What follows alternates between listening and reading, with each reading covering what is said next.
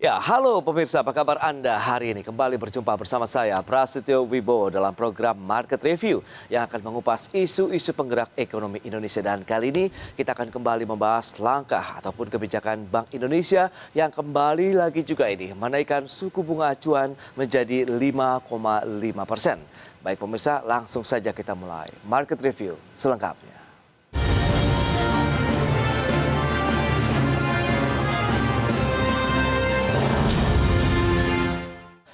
Ya, Bank Indonesia kembali menaikkan suku bunga acuan di bulan Desember sebesar 0,25% menjadi 5,5%.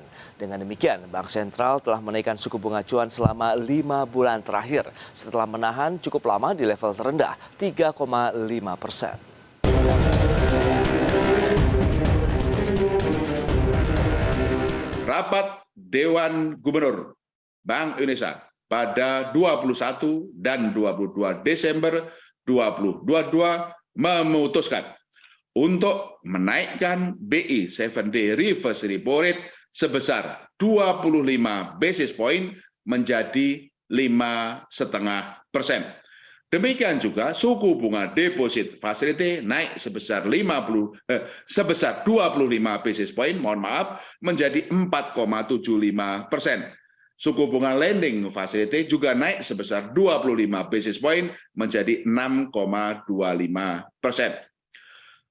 Keputusan kenaikan suku bunga yang lebih terukur tersebut sebagai langkah lanjutan untuk secara front-loaded, preemptive, dan forward-looking memastikan terus berlanjutnya penurunan ekspektasi inflasi dan inflasi sehingga inflasi inti tetap terjaga dalam kisaran 3 plus minus 1%.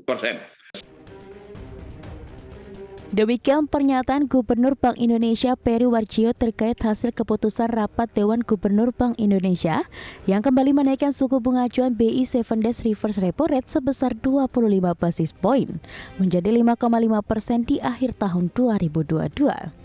Selain untuk memastikan terus berlanjutnya penurunan ekspektasi inflasi dan inflasi, sehingga inflasi inti tetap terjaga dalam kisaran 3 plus minus 1%. Bank Sentral juga menyebutkan kebijakan ini mempertimbangkan nilai tukar rupiah mengalami depresiasi. Sementara itu, Bank Indonesia juga masih mewaspadai langkah pengetatan kebijakan moneter sejumlah negara maju terutama Amerika Serikat yang diperkirakan masih akan berlangsung hingga awal tahun 2023. Dari Jakarta, Tim Liputan IDX Channel. Ya, pemirsa, untuk membahas tema kita hari ini, naik lagi suku bunga acuan Bank Indonesia. Kita sudah tersambung melalui Zoom bersama dengan Bapak Joshua Pardede, Kepala Ekonom PT Bank Permata Tbk. Halo, selamat pagi Pak Joshua. Selamat pagi Mas Pras. Ya, salam sehat Pak. Salam sehat. Baik, ini dia lagi-lagi Bank Indonesia 5 bulan berturut-turut kembali lagi menaikkan suku bunga acuannya. Anda melihat bagaimana dengan langkah yang ditempuh di bulan Desember ini? Apakah memang menjadi tren bahwa peluang dari kenaikan ini masih berlanjut? Ya, saya pikir memang ini sesuai ekspektasi pasar bahwa BI memutuskan untuk menaikkan 25 basis point di RDG terakhir pada tahun ini dan menjadi 5,5%, dan ini tentunya pertimbangannya adalah untuk memastikan inflasi, khususnya inflasi inti ini tetap dalam target sasaran inflasi Bank Indonesia, yakni dalam kisaran 3 plus minus 1%. Dan selain itu juga kita melihat bahwa bagaimana kenaikan suku bunga acuan BI ini ditujukan untuk menjaga stabilitas nilai tukar rupiah dalam hal menjaga selisih suku bunga antara suku bunga BI dengan suku bunga The Fed, yang dimana juga di FOMC bulan ini Fed pun juga diperkirakan masih akan melanjutkan kenaikan suku bunganya di tahun depan, ya, sehingga saya pikir kebijakan kenaikan suku bunga ini tepat mempertimbangkan upaya untuk bisa menjangkar ekspektasi inflasi, dan kedua adalah untuk menjaga stabilitas nilai tukar rupiah, yang dimana kedua faktor itu diharapkan akan tetap mendukung momentum pertumbuhan ekonomi Indonesia khususnya di tahun depan. Baik, tapi kalau Anda melihat begitu agresivitas yang dilakukan oleh Bank Sentral ini seperti apa? Apakah lebih lunak di bulan Desember ini? Ya, kalau kita melihat juga dari sisi Bank Sentral Global, terutama The Fed ya, yang juga mengurangi kenaikan suku bunganya dari beberapa bulan sebelumnya 75 basis point di di rapat FOMC bulan ini pun juga turun sekitar kenaikannya tidak lebih banyak ya, sekitar 50 basis point. Jadi artinya ini pun juga menjadi pertimbangan dari Bank Indonesia juga mengurangi kecepatan dari kenaikan suku bunganya ya, karena kita juga melihat dari sisi inflasi akhir tahun ini ya, sejauh ini inflasi per November year to date-nya masih sekitar 4,7-4,8 ya, sehingga most likely inflasi akhir tahun ini pun juga akan lebih rendah dari 5,5% ya, jauh di bawah ekspektasi inflasi sebelumnya. Market ekspektasinya di atas 6% ya pada saat ada penyesuaian harga BBM, tapi dengan kondisi bahwa inflasi harga bergejolak cenderung terkendali, ini cenderung cukup terkendali, dan di sisi lainnya pun juga mempertimbangkan bahwa tren inflasi di Amerika Serikat pun juga cenderung juga cukup sudah mulai menurun ya, sehingga ini mengindikasikan, memberi sinyal bahwa The Fed pun juga tidak akan menaikkan sebanyak kenaikannya di tahun ini. Jadi itu menjadi pertimbangan mengapa BI mulai mengurangi kenaikan suku bunganya di RDG bulan ini menjadi 25 basis point. Tapi ini tetap kalau kita melihat dari sinyalnya, BI masih akan tetap berpotensi untuk menaikkan kembali di tahun depan, khususnya di semester 1 tahun depan, karena beberapa pernyataan dari BI pun juga yang menguatkan adalah masih kebijakan ini diambil sebagai preemptif, yang sifatnya preemptif, front loading, dan juga ahead the curve untuk bisa memitigasi risiko yang bisa mempengaruhi stabilitas perekonomian Indonesia ke depannya. Baik, tapi dengan beberapa data-data ekonomi fundamental kita yang bisa dikatakan sudah cukup baik dari sisi inflasi tadi, neraca perdagangan, pertumbuhan ekonomi, sebenarnya apakah ini bisa menjadi suatu pijakan kuat juga nih bagi Bank Indonesia dalam menetapkan bagaimana kebijakan moneternya? Ya, tentu memang kalau kita lihat secara keseluruhan pertumbuhan ekonomi, yes, kita tahun ini terjadi tren kenaikan ya, dari kuartal 1 sampai kuartal 3 trennya terus meningkat, dan diperkirakan tahun ini akan mendekati level 5,3% full year-nya. Meskipun demikian tadi inflasi ya, kita melihat bahwa inflasi ini masih menjadi kondisi risiko yang tetap harus kita waspadai, karena kondisinya ini akan sangat dipengaruhi oleh faktor geopolitik antara Rusia Ukraina yang masih akan berlanjut juga di tahun depan, sehingga dan juga masih terjadi tren kenaikan harga untuk beberapa komoditas pangan dan juga energi, sehingga tentunya ini kita perlu mencermati ya dampaknya. Setelah itu juga kita juga perlu tetap mencermati dari sisi kondisi, meskipun kita lihat nilai tukar rupiah kita cenderung stabil ya, tapi kita perlu mencermati juga karena dolar indeks, yaitu kinerja dolar Amerika Serikat terhadap mata uang negara-negara maju, trennya sebenarnya sudah mulai melemah ya, tapi kondisinya rupiah kecenderungannya beberapa waktu terakhir ini penguatannya belum cukup signifikan ya. Artinya ini pun juga dalam rangka untuk bisa memitigasi risiko imported inflation ya pada akhirnya, karena tadi inflasi globalnya meningkat, eksternal meningkat, ditambah lagi juga dengan dolarnya masih ataupun rupiah kita masih cenderung melemah, sehingga dua hal ini perlu kita mitigasi, karena ini bisa mendorong tadi imported inflation, sehingga pada akhirnya pun juga ujungnya adalah bagaimana dari sisi kinerja ekspor kita, sekalipun memang mencatatkan surplus ya 31 bulan berturut-turut, tapi kondisinya tadi sekali lagi bahwa kondisi likuiditas falas cenderung lebih mengetat ya. Makanya di RDG bulan ini Bank Indonesia juga mengeluarkan kebijakan operasi moneter falas ya, dan ini supaya untuk bisa memberikan insentif pada eksportir agar menempatkan DHE-nya di perbankan domestik lebih panjang lagi, sehingga likuiditas dolar di dalam negeri pun juga cenderung akan lebih solid lagi, sehingga dapat menopang stabilitas rupiah. Jadi saya pikir secara keseluruhan, sekalipun memang kinerja ekonomi kita baik, tapi tetap kita perlu fokus, ataupun Bank Indonesia yang sebagai stabilisator dari perekonomian tetap bagaimana mendukung ataupun mendorong stabilitas harga dan juga stabilitas nilai tukar, sehingga ini dapat pada akhirnya mendukung momentum pertumbuhan ekonomi Indonesia ke depan. Itu dia, strategi ini apakah memang tepat untuk menjaga likuiditas rupiah khususnya di dalam negeri? Apakah juga tekanan global masih akan berlanjut? Dan berikut ini kami sampaikan infografik terkait dengan pergerakan suku bunga acuan Bank Indonesia. Ya, seperti kita ketahui bersama, beberapa bulan lah bisa dikatakan begitu ya, Bank Indonesia menahan suku bunga acuan di level terendah sepanjang sejarah kita 3,5% sampai dengan bulan Juli tahun 2022 ini. Kemudian di bulan Agustus Bank Indonesia sudah melakukan kenaikan begitu untuk mulai menaikkan suku bunga acuan menjadi 3,75%. September juga masih berlanjut 4,25% hingga di bulan Desember ini sudah menyentuh 5,5%. Nah, lantas bagaimana dengan laju inflasi ini yang menjadi domain juga nih dari Bank Indonesia untuk menjaga laju inflasi tetap terkendali. Ini year on year pergerakannya pemirsa. Ya, tertinggi memang di 5,71% pada bulan Oktober tahun ini, tapi kita lihat di bulan November sudah mulai ada kecenderungan turun lagi menjadi 5,42%. Tadi Pak Joshua katakan year to date-nya sekitar 4,8%, proyeksi di akhir tahun ini bisa di bawah 5% untuk laju inflasi secara tahunan.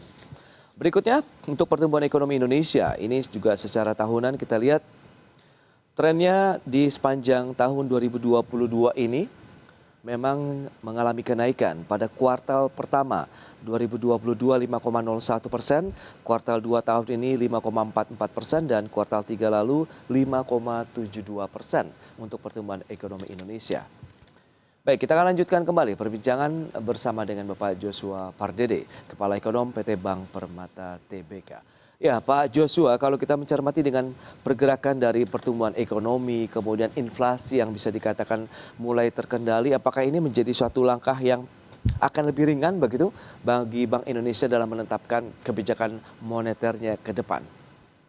Ya, seperti yang disampaikan juga dalam press release press conference RDG, hasil RDG pada bulan ini, bahwa stance kebijakan moneter Bank Indonesia pada tahun depan akan tetap pro stability, ya. Meskipun demikian kalau kita lihat kebijakan bauran kebijakan Bank Indonesia lainnya seperti makroprudensial, lalu juga penanganan pasar keuangan, ini tetap akan sistem pembayaran ini masih akan tetap akomodatif, ya, artinya pro growth, ya. Jadi artinya kita melihat bahwa kondisi pertumbuhan ekonomi yang kita lihat tahun ini cukup baik dan inflasi sudah mulai bisa kita kendalikan. Harapannya ini pun juga menjadi salah satu langkah awal yang positif, ya, buat memasuki perekonomian 2023, yang dimana kita ketahui bahwa beberapa negara maju, ya, di tahun depan ini akan memasuki fase resesi seperti di Eropa, di Inggris dan juga di Amerika Serikat pada akhir tahun depan, ya, sehingga kalau kita bisa mengendalikan inflasi dalam target sasaran inflasinya dan juga tetap bisa menjaga momentum pertumbuhan, tentunya ini menjadi salah satu kunci untuk kita memiliki daya tahan yang cukup baik di tengah perlambatan ekonomi dunia tahun depan. Dan bahkan pernyataan dari Presiden IMF sendiri mengatakan Indonesia adalah titik terang di tengah kondisi dunia yang cenderung gelap di tahun depan. Oke, nah lantas bagaimana dengan salah satu domain lainnya, itu adalah menjaga nilai tukar rupiah. Depresiasinya sejauh ini apakah masih tetap terjadi begitu terhadap mata uang global untuk rupiah sendiri, Pak Joshua?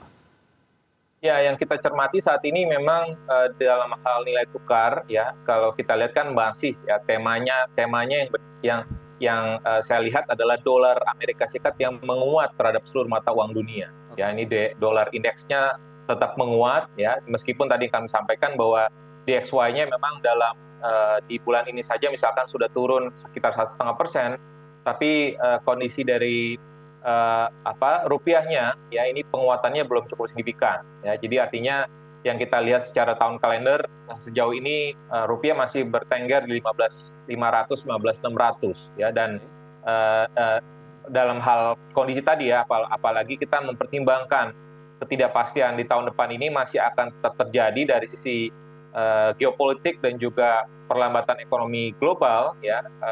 Tentunya ini bagaimana upaya dari Bank Indonesia untuk tetap menjaga stabilitas nilai tukar, karena ini penting sekali ekspektasi ini ataupun pergerak stabilitas nilai tukar rupiah ini yang akan mempengaruhi juga para pelaku usaha, ya, para pelaku usaha baik eksportir ataupun importir, yang dimana mengharapkan adanya terciptanya stabilitas nilai tukar rupiah.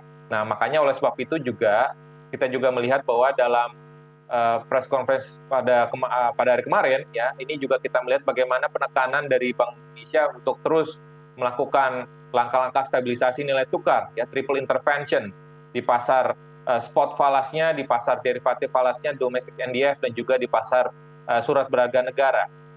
Di samping itu juga kita melihat bagaimana Bank Indonesia juga mengintroduce ya ini operasi moneter falas yang baru, yang diharapkan ini memberikan insentif ya ataupun untuk bisa mendorong tadi para eksportir yang berkaitan dengan devisa hasil ekspor sumber daya alam ini untuk bisa memarkirkan dananya lebih lama lagi di dalam negeri, sehingga harapannya ini untuk bisa mendukung stabilitas nilai tukar rupiah dalam jangka pendek hingga menengah ke depannya. Ya, berdasarkan kebijakan yang ada saat ini, kalau kita bicara mengenai falas atau nilai tukar rupiah, apakah memang tidak sesuai atau berbeda dibandingkan dengan negara lain begitu, misalnya yang terdekat Singapura, sehingga lebih senang memarkir dana mereka untuk eksportir tadi atau dana hasil atau devisa hasil ekspor ini di luar negeri, Pak Joshua?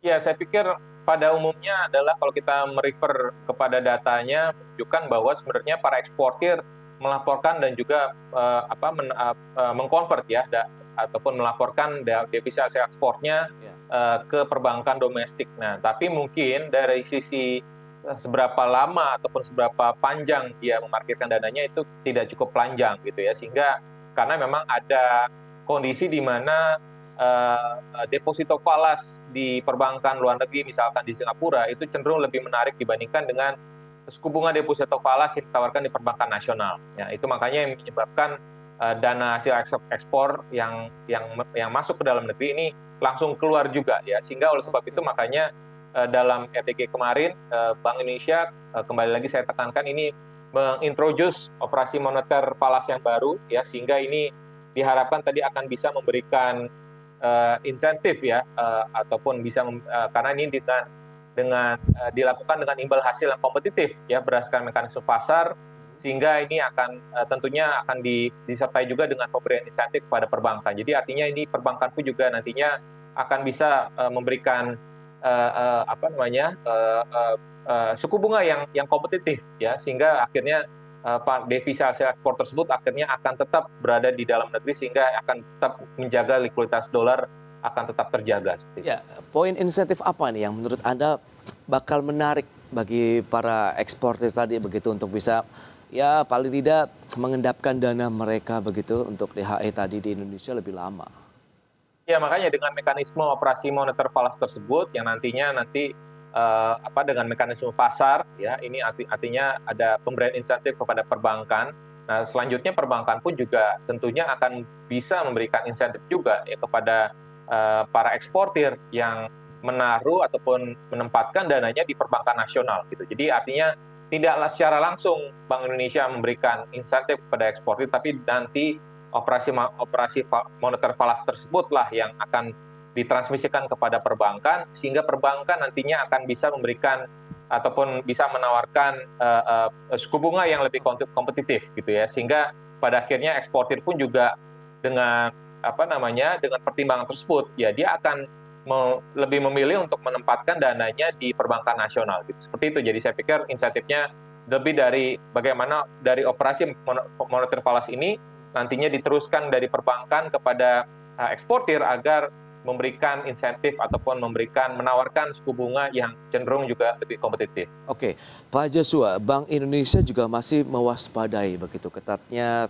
dari kebijakan moneter di internasional. Kita akan bahas lebih lanjut begitu seberapa ketatnya ini juga berdampak terhadap kebijakan moneter di Indonesia. Baik, pemirsa, semakin menarik berbincang mengenai bagaimana kebijakan moneter yang akan ditempuh Bank Indonesia dalam menyikapi kondisi dalam negeri dan juga kondisi global yang diprediksi tahun depan juga resesi ekonomi masih menghantui sejumlah negara. Kita akan melanjutkan kembali perbincangan bersama dengan Bapak Joshua Pardede. Ya, Pak Joshua, kalau kita mencermati dengan pengetatan kebijakan moneter begitu di internasional begitu, Anda melihat seberapa kuat juga tekanannya nanti akan mempengaruhi kebijakan Bank Indonesia, mengingat ini kan tahun depan juga banyak yang Anda katakan tadi resesi masih menghantui juga ini sejumlah negara. Ya, jadi intinya adalah kita melihat bahwa tekanan inflasi yang cukup tinggi di negara-negara maju ya, di Amerika Serikat, di Inggris dan Eropa ini tertinggi dalam 40 tahun terakhir. Ini mengindikasikan berarti respon kebijakan dari bank sentralnya pun juga harus diambil ya dengan kenaikan suku bunga yang cukup agresif. Jadi kalau kita bandingkan di periode kenaikan suku bunga Amerika sebelumnya pada tahun 2016 sampai 2018, itu kenaikan suku bunganya relatif lebih gradual ya. Kalau kita bandingkan dengan kondisi saat ini, kenaikan suku bunganya sangat cepat ya. Kita bisa bandingkan dari awal tahun ini suku bunga Amerika itu masih di 0,25%, sekarang sudah 4,5%. Jadi kenaikannya kurang lebih 4,25%. Nah, tentunya dampak dari kenaikan suku bunga ini yang sangat cepat ini, di satu sisi memang ini akan mengurangi tekanan inflasi, tapi tentunya dampak negatifnya adalah aktivitas ekonomi pun juga akan cenderung menurun. Ya, artinya cost of borrowing meningkat, lalu juga ada kecenderungan tendensi dari masyarakat untuk melakukan saving. Ya, artinya konsumsi masyarakat pun juga akan berpotensi melambat. Jadi memang di sini kita lihat bahwa kenaikan suku bunga The Fed ini memang kita lihat tadi ya di tahun depan masih akan berlanjut ya, sinyalnya dari FOMC bulan ini juga mengindikasikan bahwa The Fed masih berpotensi untuk menaikkan sekitar 50 sampai 75 basis point. Jadi terminal rate-nya adalah di level kurang lebih sekitar 5%. Ya.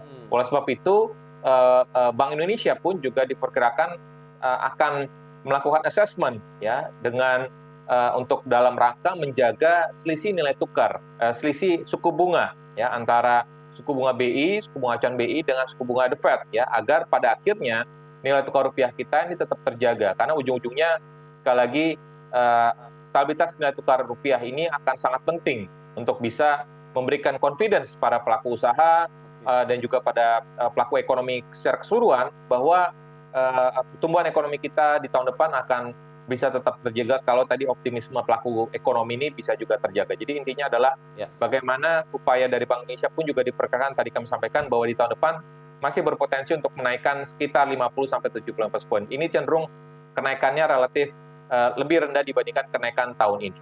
Oke, Anda katakan tadi bagaimana upaya menjaga nilai tukar rupiah tetap stabil begitu. Tapi sejauh mana juga dampak dari kenaikan suku bunga acuan ini terhadap sektor-sektor usaha di Indonesia yang memang sangat sensitif dengan pergerakan suku bunga acuan. Ya, kita tahu ada properti, kemudian otomotif, begitu Pak Joshua. Ya, tentu ini akan sangat berpengaruh ya kepada sektor pembiayaan perbankan ya, karena tadi dengan adanya kenaikan suku bunga ini akan tertransmisi kepada suku bunga perbankan yang pada akhirnya ini juga akan mendorong tadi kenaikan suku bunga kredit ya, baik kredit perbankan dan juga suku bunga pembiayaan dari multi finance. Dan ini juga berkaitan tadi dengan kredit perumahan, KPR dan juga kredit kendaraan bermotor ya. Dan kalau kita lihat tentunya tapi yang perlu kita cermati adalah memang ini akan berdampak langsung ya pada KPR dan juga kredit kendaraan bermotor. Tapi yang perlu kita cermati adalah ini berlaku pada kredit baru ataupun misalkan para kreditur, debitur yang ataupun masyarakat yang sudah punya fasilitas KPR misalkan, tapi dia masih dalam masa fixing rate ya, tentunya ini tidak akan terpengaruh ya. Tapi tentunya ke depannya ini baru pada saat nanti periode fixing masuk kepada floating ini akan baru mulai berubah. Jadi intinya tidak semua masyarakat yang memiliki fasilitas KPR ini langsung akan di-adjust ya suku bunga KPR-nya. Sama halnya juga dengan kredit kendaraan motor ya, juga ini tentunya kita melihat juga sama ya, ini akan berlaku kepada masyarakat yang baru menarik fasilitas kredit kendaraan motor. Dan jadi memang kita melihat bahwa ada kecenderungan di satu sisi tadi bahwa dengan adanya kenaikan suku bunga kredit perbankan, ini tentunya akan bisa membatasi ataupun mendorong perlambatan dari kredit KPR ataupun kredit kendaraan bermotor. Tapi tentunya ini subjek to lagi ataupun sangat bergantung lagi bagaimana seberapa besar penyesuaian suku bunga kredit perbankan yang kita yakini bahwa selama likuiditas perbankan masih tetap ample ataupun longgar dan juga risiko kreditnya masih tetap terjaga. Artinya kita melihat bahwa transmisi dari suku bunga BI ke perbankan tidak mesti sama dengan kenaikan suku bunga BI. Artinya kenaikan suku bunga perbankan akan tetap terjadi, tapi kemungkinan kenaikannya relatif lebih kecil dibandingkan kenaikan suku bunga Bank Indonesia. Baik, Pak Joshua, di sisi lain menarik, di mana juga bank sedang membutuhkan untuk meningkatkan likuiditas mereka begitu, dan dengan adanya kenaikan suku bunga acuan tentu mereka juga akan berpikir ulang apakah ikut menaikkan atau tidak begitu, karena mereka juga butuh dana dari masyarakat, baik dari dana pihak ketiga kemudian juga penyaluran kredit. Bagaimana Anda melihat, apakah nanti perang suku bunga justru terjadi di perbankannya sendiri? Ya, saya pikir memang kita lihat memang ada kecenderungan di mana tadi yang saya sampaikan bahwa pada saat BI menaikkan suku bunga ini akan langsung mempengaruhi suku bunga pasar uang antar bank. Oke. Selanjutnya pada saat kenaikan suku bunga pasar uang antar bank dia akan mempengaruhi juga suku bunga deposito yang selanjutnya akan ada beberapa waktu penyesuaian lagi untuk penyesuaian dari suku bunga kredit ya. Jadi artinya kalau kita lihat sampai dengan Oktober yang lalu pertumbuhan kredit masih tetap solid 11% dan juga dari sisi pertumbuhan dana pihak ketiga pun juga masih di kisaran 8 hingga 9%. Jadi artinya kita melihat dari sisi likuiditas sebenarnya masih tetap ample, masih tetap longgar ya, tapi tetap kita perlu mencermati ke depannya ya kalau misalkan kenaikan suku bunga perbankan ataupun likuiditasnya mengetat ya tentunya perbankan akan menyesuaikan suku bunga deposito dan juga suku bunga kreditnya ya sehingga apakah akan terjadi kompetisi suku bunga, saya pikir ya itu tentunya mekanisme pasar lah ya, saya tidak bisa memperkirakan, tapi intinya adalah kondisinya adalah di satu sisi tadi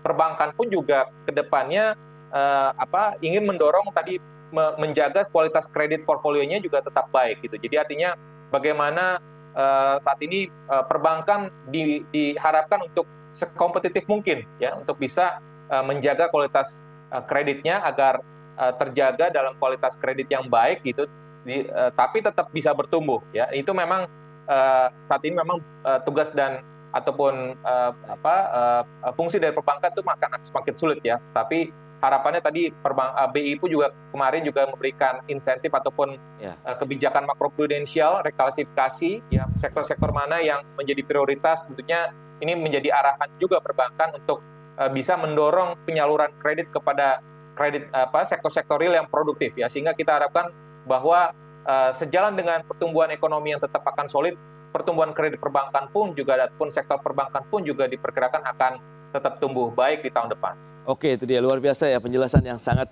komprehensif sekali begitu terkait dengan kenaikan suku bunga acuan dan beberapa sektor yang terdampak. Jadi memang transmisinya masih dibutuhkan beberapa waktu lalu dan ini juga akan berpengaruh terhadap tadi likuiditas perbankan dan persaingan di perbankan sendiri. Pak Joshua, terima kasih banyak atas waktu dan sharing serta insight yang Anda berikan untuk pemirsa IDX Channel hari ini. Selamat melanjutkan aktivitas Anda kembali. Salam sehat, Pak Joshua.